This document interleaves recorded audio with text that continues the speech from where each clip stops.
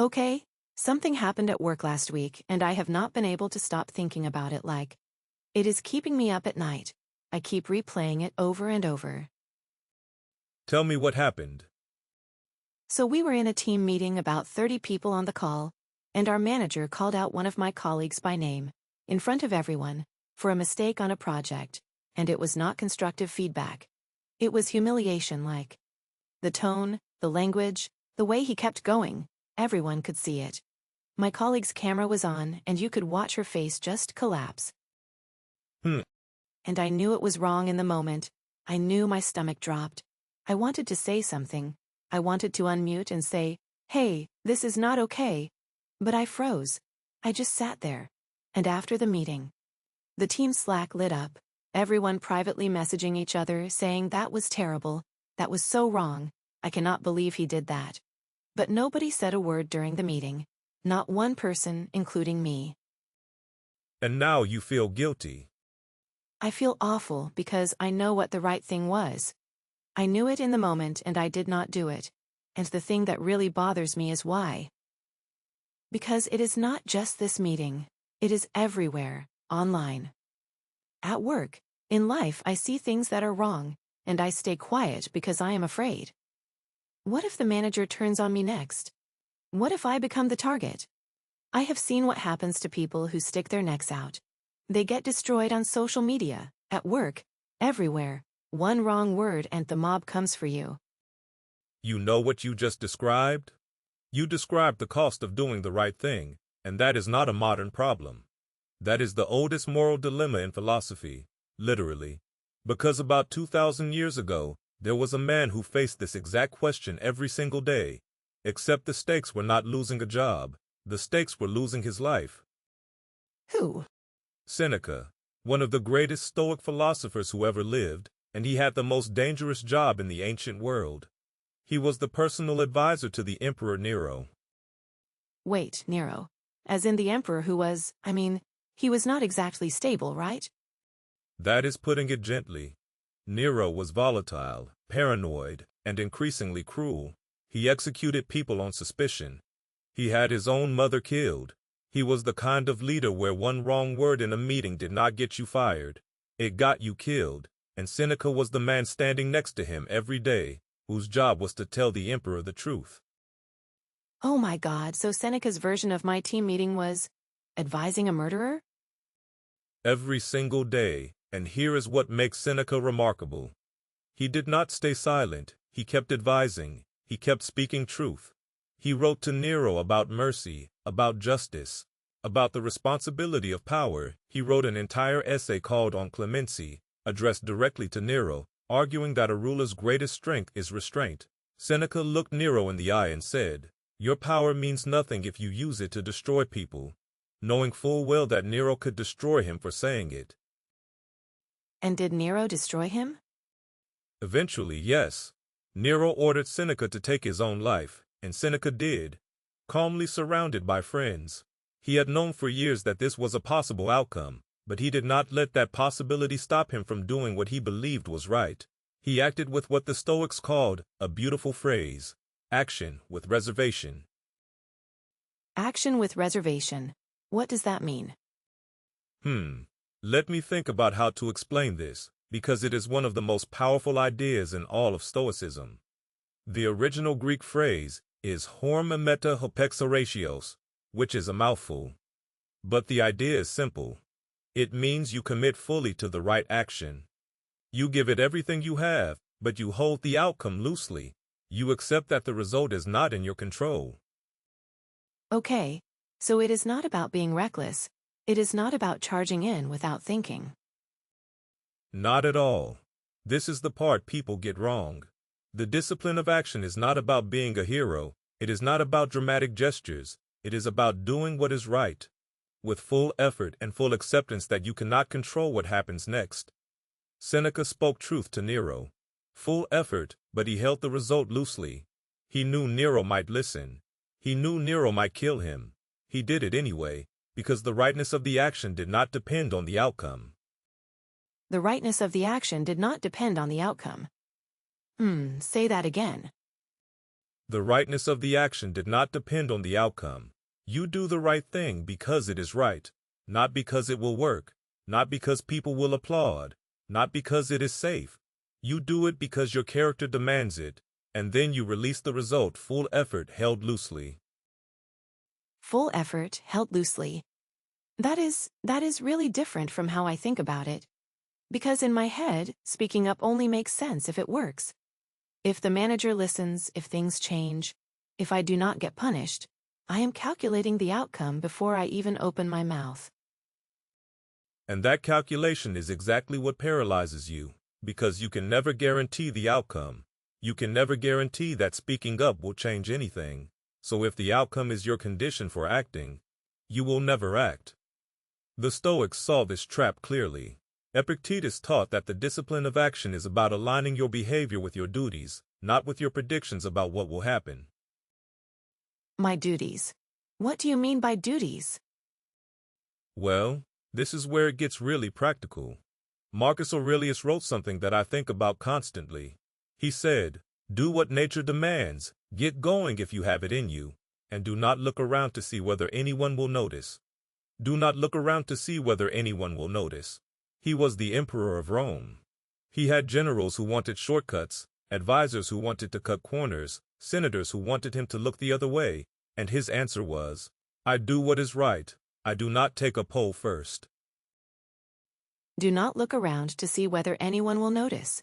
Wow, that is the opposite of how we live now. Everything is about who is watching.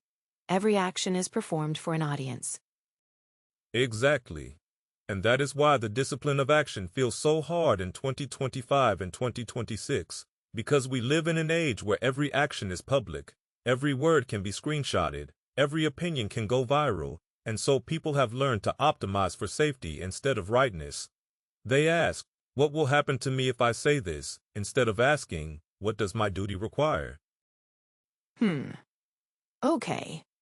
But here is where I push back a little. Because duty sounds noble in theory, but in practice, I have a mortgage. I have a career. If I speak up and the manager retaliates, I could lose my job. That is not abstract. That is a completely fair point, and the Stoics would not dismiss it. Remember, action with reservation does not mean ignoring consequences. It means you think clearly about the situation. You choose the right action, and you accept the risk. Seneca did not walk into Nero's throne room and scream insults. He was strategic. He was thoughtful. He chose his words carefully. He wrote essays instead of making accusations. He found the most effective way to speak truth without being needlessly reckless. Oh, so it is not about being the loudest person in the room. It is about finding the right way to act. Right, and this is where the Stoic concept of roles becomes incredibly useful.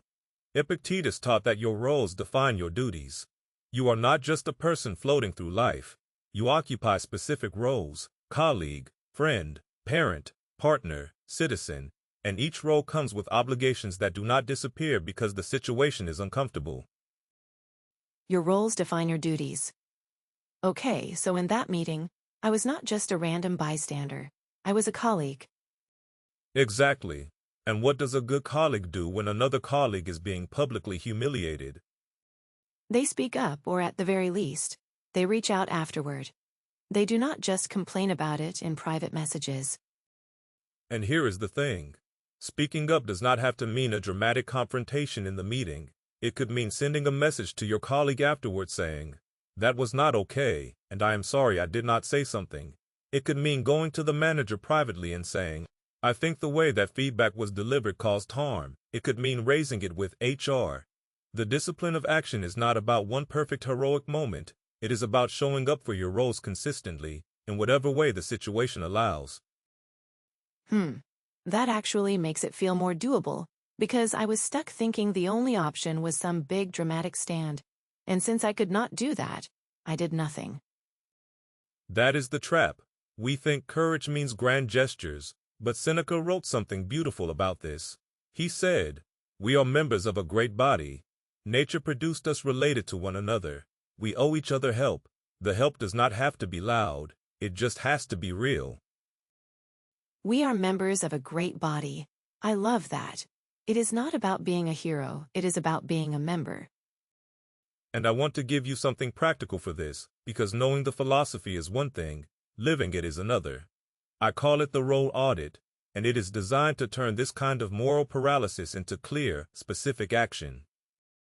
Okay, I am ready. What do I do? Step 1. Write down your 5 most important roles, not your job title, your roles: colleague, friend, daughter, partner, citizen, whatever your 5 are. Step 2. For each role, write 1 sentence describing what the best version of you would do this week, not the perfect version, the best realistic version. What would a good colleague do? What would a good friend do? Okay, so I am mapping out what my duties actually look like in practice. Exactly. And step 3 is the important one. Look at your 5 roles and pick one where you have been falling short. One role where you know you have not been showing up the way you should, and take 1 specific action this week, not 5 actions. 1. Because the discipline of action is not about doing everything. It is about doing the right thing, 1 role at a time. So for me, the role where I have been falling short is colleague, and the 1 action might be reaching out to the person who got humiliated and just saying, I saw what happened, and it was not okay. That is a perfect example. And notice something. That action is not dramatic, it is not risky, it is not going to get you fired, but it is real. It is showing up for your role, and it is exactly what the discipline of action asks of you. Not perfection, not heroism. Just showing up with intention, 1 action at a time. Hey, quick pause before we wrap up. If you are enjoying this conversation, take a second to hit the like button. It really helps more people find Stoic wisdom. And if you have not subscribed yet, now is a great time. We genuinely read every single comment, so let us know what you are thinking. Okay, back to it. Okay, I think this one is going to change how I move through the world. Let me land this properly. Go ahead. Number 1. The discipline of action governs how you behave in the world. Your duties, your relationships, your contributions. It asks 1 question: what is the right thing to do, and am I doing it? Number 2. The Stoics practiced action with reservation, full commitment to the right action, with acceptance that the outcome is not guaranteed. You speak up with conviction and hold the result loosely. Seneca spoke truth to Nero for years, knowing it could cost him his life, and when it did, he faced it with calm. Number 3. Your duties emerge from your roles as a colleague, a friend, a parent, a citizen. Each role comes with obligations that do not disappear because the situation is uncomfortable or because the internet is watching. And number 4. Marcus Aurelius wrote, "Do what nature demands. Do not look around to see whether anyone will notice." The right action does not require applause. It requires only that you do it. That was beautifully put. And I want to leave you with 1 thought. The guilt you felt after that meeting? That is not weakness, that is your sense of duty telling you something. The fact that you feel it means the discipline of action is already alive in you. You just need to start listening to it.